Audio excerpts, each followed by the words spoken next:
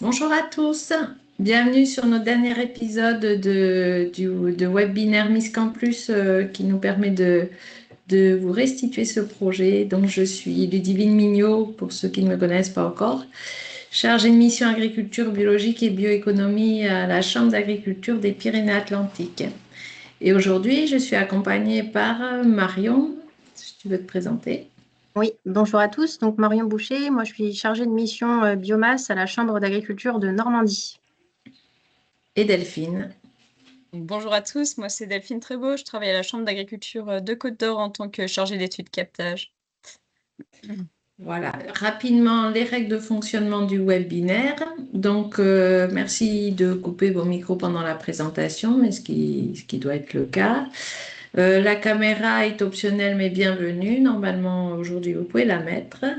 Vous pouvez poser vos questions dans le QR et de préférence et pas dans la conversation, puisque après, c'est un petit peu compliqué de suivre les deux fils de discussion. Et voilà, les temps dédiés aux réponses se feront après l'intervention, comme d'habitude. Et donc, pour vous signaler que le webinaire est enregistré puisqu'il sera disponible en replay pour les gens qui n'ont pas pu participer aujourd'hui, mais qui étaient intéressés. Donc, le projet Miscantus porte sur le Miscanthus. Pourquoi est-ce qu'on a décidé de développer une action sur cette production? Parce que c'est une culture méconnue, mais dont nous parlent de plus en plus les agriculteurs et puis qui est intéressante à la fois en matière de bioéconomie et qui a des nombreux atouts de durabilité que Marion et Delphine vont nous partager. Et du coup, c'était quand même important de faire un point sur cette culture qui interpelle non seulement les agriculteurs, mais aussi tous les acteurs qui travaillent autour de l'eau, autour de produits à partir de biomasse, etc. Donc voilà, ce projet a été porté par la Chambre régionale d'agriculture de Nouvelle-Aquitaine en partenariat avec celle de Normandie, les chambres de Corrèze, Dordogne, Landes, Pyrénées-Atlantiques et de la Vienne, la Chambre d'agriculture du Nord-Pas-de-Calais et la Chambre d'agriculture de la Côte d'Or. Ce sont 21 techniciens, chambres qui ont travaillé à l'élaboration d'une trentaine de fiches techniques, de fiches témoignages, de fiches de recommandation d'usage, donc qui ont participé pour ces webinaires et qui ont développé des outils spécifiques pour le réseau chambre, accessibles aux conseillers chambres, notamment sur des aspects plus économiques. L'objectif, c'était vraiment de synthétiser les références acquises sur le miscanthus, qui étaient un peu disséminées, puisque ça évite que chacun aille refaire de la biblio. Enfin, bien sûr, c'est tout à fait possible d'approfondir, mais bon, nous, voilà, l'idée, c'était de faire un peu une synthèse de ce qui existait jusqu'à présent et de le mettre à disposition des conseillers, des agriculteurs pour développer des projets avec cette matière qui est très intéressante. Voilà, et de créer des outils pour accompagner les projets qui se développent, que ce soit en biomasse, en litière ou enfin, dans les différents usages. Donc, Marion, si tu veux, je te laisse la parole pour la suite. Oui, merci. Oui, donc peut-être avant de commencer, reprendre quelques généralités de façon à ce qu'on puisse partir tous du même, avec les mêmes bagages, pardon. On n'a peut-être pas eu tous l'occasion de participer au webinaire. Donc, pour rappel, donc, le miscanthus, hein, c'est une culture qui est dite pérenne. On va l'implanter pour une vingtaine d'années. C'est une graminée, donc on implante sous forme d'un rhizome que vous voyez à droite de l'écran et qui est originaire d'Asie. Le miscanthus qu'on implante en agriculture a la particularité de produire pas mal de biomasse. Donc c'est le miscanthus giganteus qui a la particularité également d'être stérile et non traçant, non invasif, contrairement des fois à ce qu'on peut entendre comme pour le bambou. C'est une culture donc qu'on implante au printemps avec une planteuse type un peu maraîchère et qu'on va récolter également au printemps lorsqu'il est sec. Vous avez la photo au milieu de l'écran, voilà, quand il est doré, il est prêt à être récolté. Et la biomasse qui est récoltée peut être valorisée dans différentes filières, que ça soit le paillage horticole, la litière animale, l'énergie ou même dans la ration des vaches laitières en complément alimentaire. Voilà pour les généralités. Donc, quelques chiffres peut-être à l'échelle française, oui, pour vous donner quelques repères. En 2025, c'était environ 13 000 hectares de miscanthus à l'échelle française, avec une majorité des surfaces localisées dans la moitié principalement nord de la France. Et en termes de répartition des débouchés, là encore à l'échelle française, on est sur un produit qui est majoritairement utilisé en litière, en tout cas pour la moitié des volumes. Et ensuite, voilà, on va retrouver un quart à peu près qui est valorisé en paillage horticole et un deuxième quart plutôt en énergie. À savoir voilà, qu'il y a d'autres aussi débouchés qui commencent un peu à voir le jour, notamment dans la partie plutôt industrielle. Mais voilà, ça reste encore à ce stade anecdotique. Je peux passer, Delphine. Oui, donc d'un point de vue plutôt environnemental, faut savoir que le miscanthus peut contribuer à préserver la ressource en eau. Alors nous, en Seine-Maritime, en fait, on a développé le miscanthus principalement en bande pour répondre à des problématiques ruissellement et érosion des sols. On a mené un certain nombre d'essais dans le cadre d'un projet InnoBioma financé par l'Agence de l'eau en lien avec une association qui travaille sur le ruissellement et l'érosion des sols. Où est-ce qu'on a pu mener en fait un certain nombre de mesures pour identifier en tout cas la capacité qu'avaient des bandes de miscanthus à ralentir les écoulements et à infiltrer de l'eau. Donc là, vous avez le petit graphique qui vous présente les résultats concernant la capacité d'une bande de miscanthus à ralentir les écoulements. Donc là, les résultats sont présentés par rapport à l'herbe témoin, qui là est où les résultats correspondent à 100%. On considère que c'est la meilleure solution, enfin en tout cas le meilleur aménagement qui permette de ralentir les écoulements. Et du coup, les mesures effectuées permettent de mettre en évidence que voilà, au bout de 6 ans, la densité de tiges au pied permet d'avoir une efficacité proche de celle d'une fascine.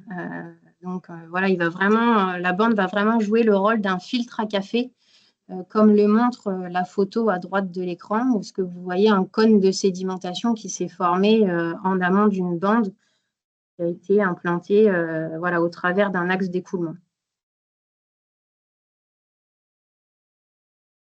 Il y a des essais aussi, en tout cas des mesures qui ont été réalisées sur la capacité à infiltrer de l'eau.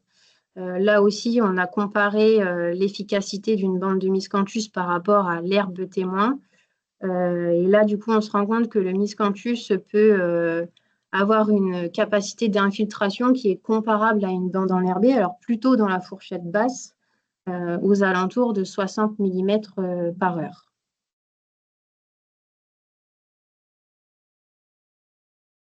Donc là, c'est pour un peu compléter les propos, voilà, donc en montrant que voilà, si on positionne stratégiquement des bandes de miscanthus ou même des petites parcelles, on peut jouer sur un rôle, on peut avoir un rôle de filtre, notamment donc un rôle de filtre physique en freinant les eaux de ruissellement et en favorisant le dépôt des matières en suspension, comme le montre la photo. Et puis, il agit aussi comme filtre biologique en favorisant l'infiltration de l'eau et par conséquent la dégradation des matières polluantes.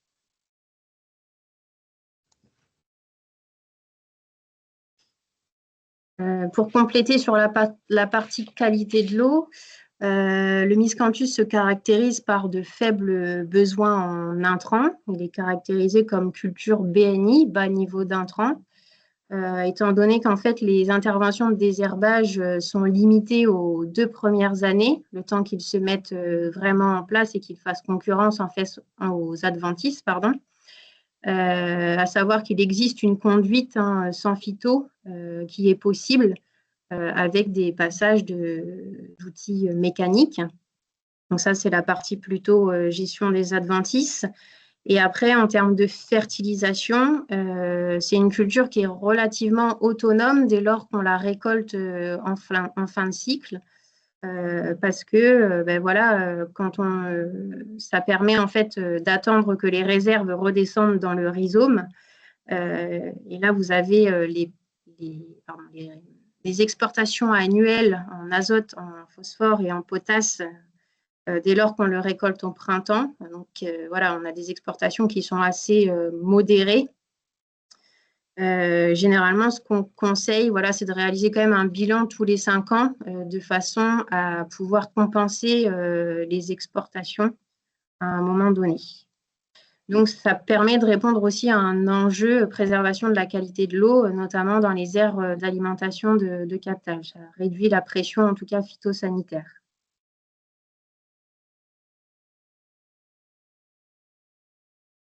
Moi, je vais poursuivre sur le miscanthus et le carbone, donc en parlant tout d'abord des émissions liées à la production du miscanthus. Donc, comme Marion l'a dit, c'est une culture qui demande quand même peu d'intrants. Donc, si on fait la somme des émissions des rhizomes, des passages d'engins agricoles et des opérations mécaniques, des engrais sur 25 ans, des produits phytosanitaires utilisés et des transports des intrants, on arrive à 22,4 kg d'équivalent CO2 par tonne. Pardon. Donc, si on compare avec le blé, par exemple, on est à 492 kg d'équivalent CO2 par tonne. Et donc, si on ramène ça en tonnes de carbone par hectare, avec une hypothèse de rendement de 13 tonnes par hectare, on arrive à 0,08 tonnes de carbone par hectare. Donc, ce qui en fait une culture qui est avec des émissions de CO2 assez faibles.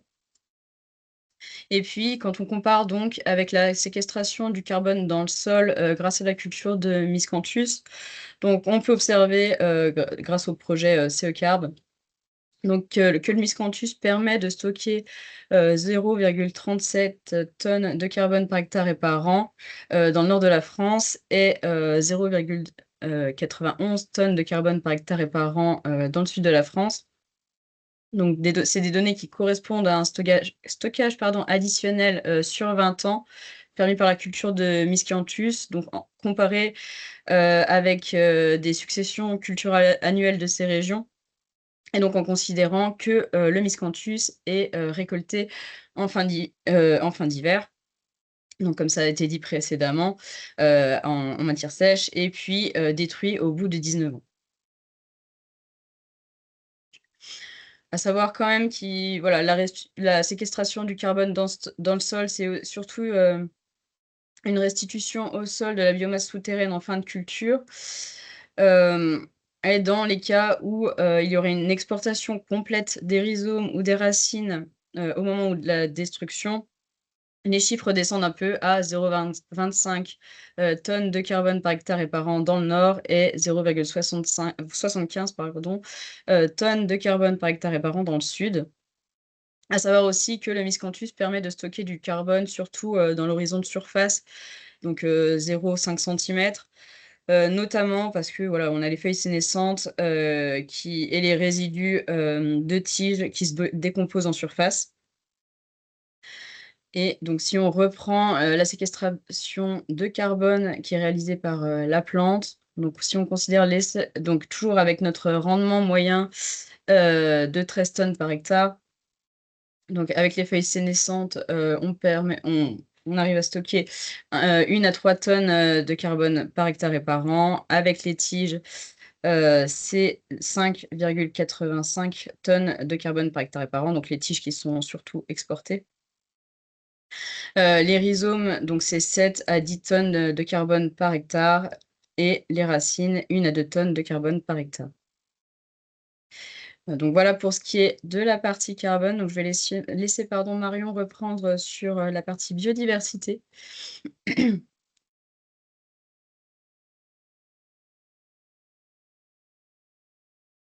Marion, tu as oublié de mettre ton micro. Merci, désolée.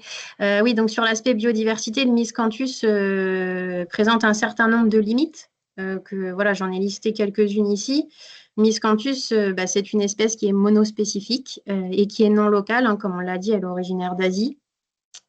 Étant donné que c'est une culture qui se récolte tous les ans, forcément, on va avoir une perturbation à un moment donné du milieu annuel finalement, et qui va, enfin, en tout cas, qui met en évidence, mené un certain nombre de mesures là en lien avec la Fédération des chasseurs en Seine-Maritime il y a quelques années, qui a permis de mettre en évidence que sur la partie carabe, il n'y avait pas de stabilité de l'abondance de ces derniers compte tenu en fait de la récolte annuelle. Il y a un certain nombre d'études aussi qui mettent en évidence la modification de la composition des espèces en fait au fil du stade de développement de la culture.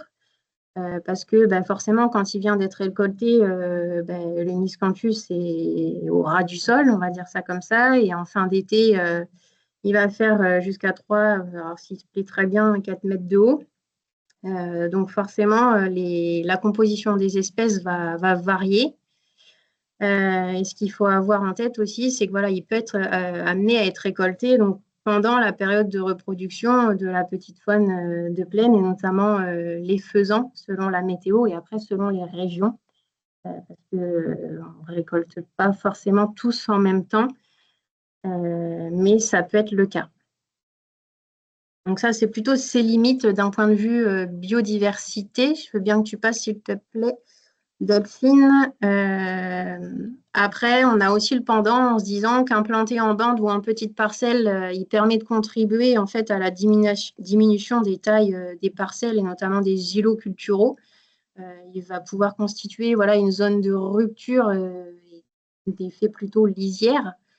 Il va pouvoir contribuer à diversifier l'assolement, de relier des habitats environnants entre eux en jouant un peu le rôle d'un corridor. Et il va surtout offrir en fait un abri à la petite faune de plaine contre les intempéries, notamment en hiver quand il n'y a pas grand-chose dans les parcelles, en tout cas en termes d'occupation du sol. Et puis voilà, il peut créer des habitats pour les invertébrés. Voilà, et ça permettait juste effectivement, en termes d'agencement du parcellaire, donc il y a un certain nombre d'études qui permettent de mettre en évidence que les auxiliaires de culture et la petite faune de plaine se déplacent jamais rarement au-delà de 75 mètres des lisières. Donc on pourrait se dire qu'en implantant des dispositifs espacés de l'ordre de 150 mètres, on arrive à couvrir en tout cas l'intégralité de la surface finalement. Donc ça, c'est plutôt en termes d'aménagement quand on implante sur un territoire. Et puis, vous avez la petite photo aussi à droite de l'écran, juste pour vous montrer en fait que le miscanthus voilà, constitue une bonne zone de ressuie grâce à ses feuilles qui tombent en hiver, qui peuvent représenter jusqu'à 3 tonnes de matière sèche par hectare. Donc ça crée vraiment un tapis de feuilles, si on peut dire ça comme ça. Et avec une vigilance notamment sur la taille des parcelles qui sont implantées. L'idée, c'est de réduire au maximum l'implantation du miscanthus en grandes parcelles pour éviter que ça devienne un refuge pour le sanglier. Je te repasse la main, Delphine. Et donc, je vais reprendre sur le miscanthus et la biomasse. Donc, ça nous permettra un petit peu de conclure sur tout ça. Donc, c'est une ressource renouvelable à usage multiple, comme on l'a déjà évoqué. Donc, à la fois, qui peut être utilisée à la fois en litière animale, en combustible pour des chaudières adaptées, en paillage végétal, notamment horticole.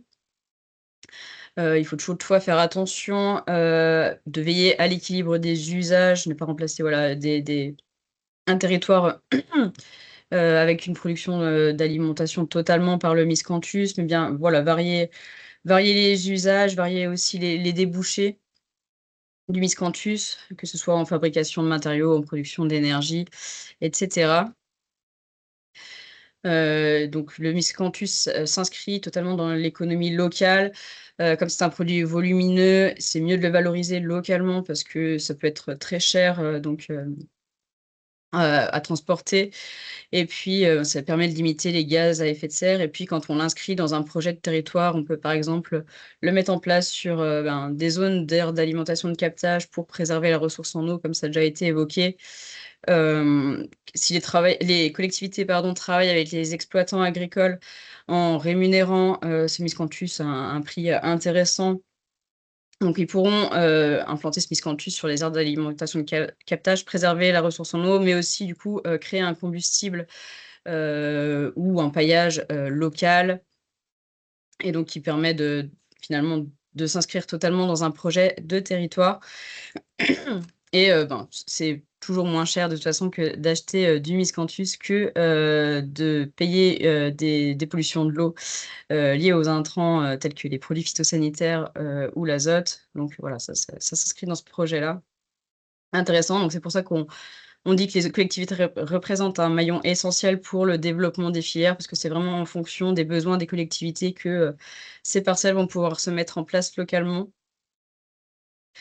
Et ensuite, concernant donc le miscanthus et les exploitations agricoles, donc comme on l'a déjà dit, il est mieux de privilégier des implantations en bande ou sur des petites parcelles, donc soit parce que ça a un plus grand intérêt pour la biodiversité, pour éviter ces dégâts de sangliers, et puis pour l'intérêt, comme ça a été évoqué, des zones sensibles de haut ruissellement et à l'érosion des sols.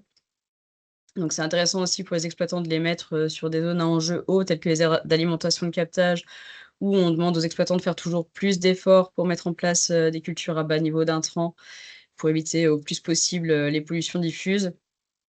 Et puis bien les mettre en place sur des parcelles initialement en culture.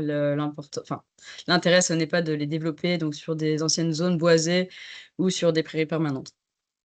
Et donc, comme on le disait encore une fois, privilégier une valorisation locale en sécurisant ses débouchés avant l'implantation du miscanthus.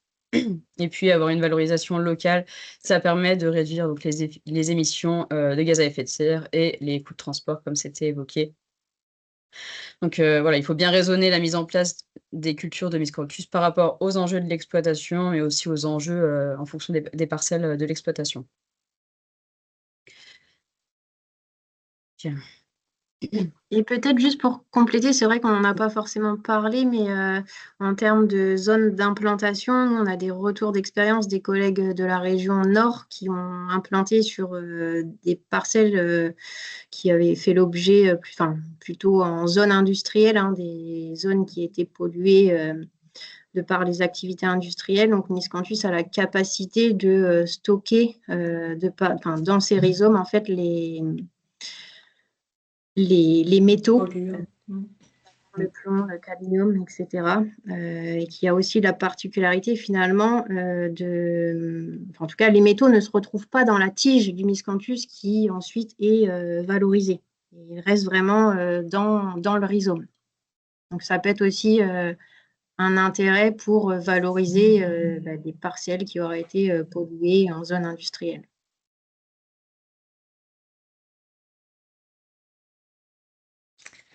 Merci les filles pour toutes ces informations. Donc voilà, on arrive à la fin de ce qu'on voulait vous présenter aujourd'hui.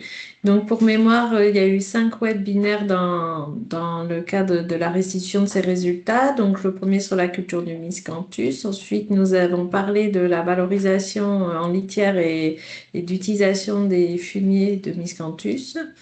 Nous avons ensuite fait un webinaire sur le paillage végétal et un autre sur son utilisation en combustible. Et tous ces webinaires sont disponibles sur le site de la Chambre régionale Nouvelle-Aquitaine. Vous pouvez scanner le QR code pour accéder directement à l'endroit où vous retrouverez tous les livrables diffusables en complément de ces webinaires, qui seront tous en ligne d'ici mi-mai, je pense, qu'on aura réussi à tout centraliser. Donc voilà, est-ce que vous avez quelques questions à poser? Dans le QR, il n'y a rien. Je pense que dans la conversation non plus. Moi, j'identifie des questions là dans le QR. Ah, bah vas-y parce que... Ah, ça y est, ça s'affiche. Quelle expérience avez-vous de participation des agences de l'eau au développement de cette culture? Moi, Anne, nous sommes dans la même, alors je vais laisser le Nord répondre. Si vous avez eu des échanges, Marion et Delphine, de votre côté, avec les agences de l'eau. Côté du coup, ex-Haute-Normandie, l'agence de l'eau nous a accompagnés justement au tout début du développement du miscanthus en bande pour implanter justement des bandes de miscanthus chez des agriculteurs. Donc, elle a participé financièrement à hauteur de 70 voire 80% dans certains cas à l'implantation de bandes. Et elle a participé aussi aux études que je vous ai présentées au tout début, notamment sur la partie efficacité des bandes vis-à-vis du ruissellement, l'érosion des sols. Maintenant, elle accompagne plus sur la partie filière, aval. Alors, j'ai cru, il y avait peut-être des inscrits, je crois, de l'agence de l'eau de mémoire. Ah oui, il n'y a pas moyen que les gens répondent de vive voix, peut-être, non? Ça se passe comment? Je pense que vous pouvez ouvrir vos micros ou au pire dans le chat.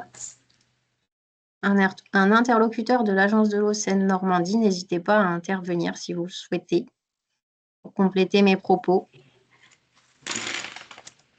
Peut-être on va prendre une autre question en attendant. Est-il possible d'envisager une autre culture au terme des 20 ans? Ah, ils ne peuvent pas ouvrir leur micro.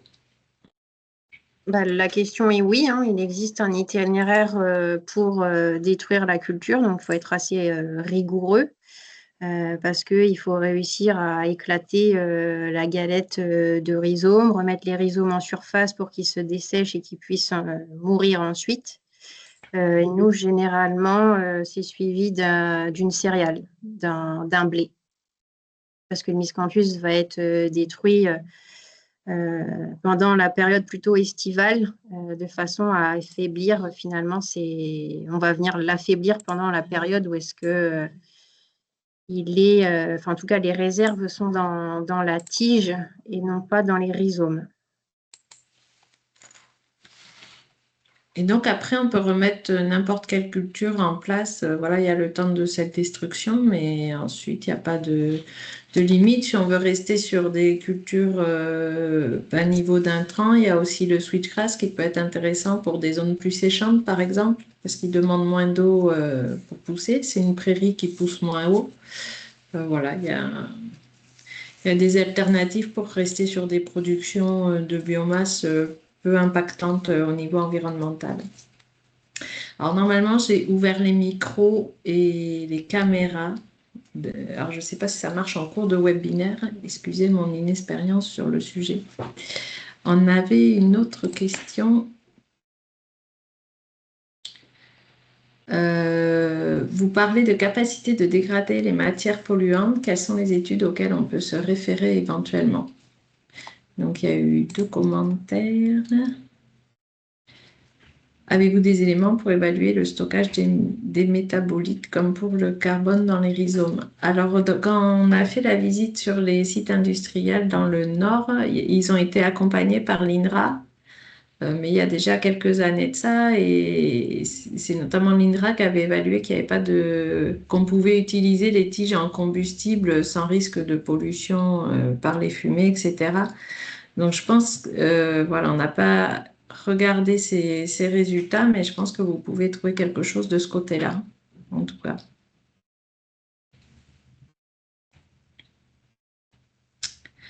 Donc, voilà pour les questions. Il n'y en a pas d'autres, donc on va peut-être s'arrêter là. J'espère que cette série de webinaires vous aura intéressé et que vous ferez bon usage de nos livrables qui sont...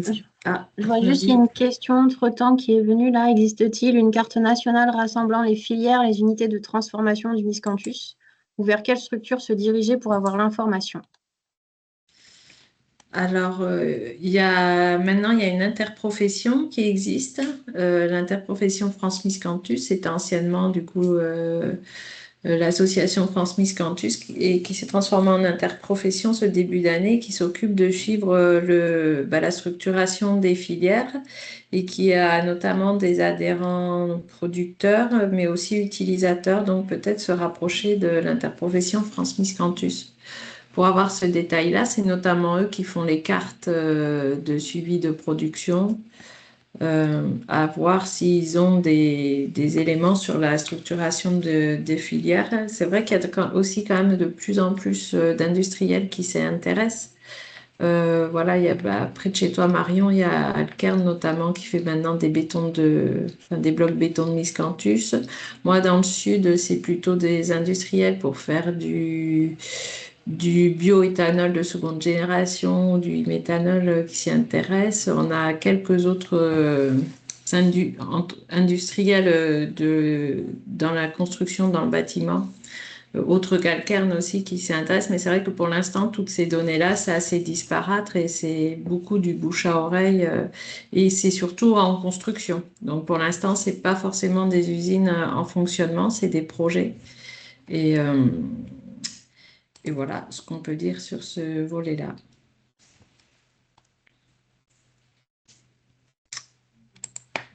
Voilà pour cette dernière réponse.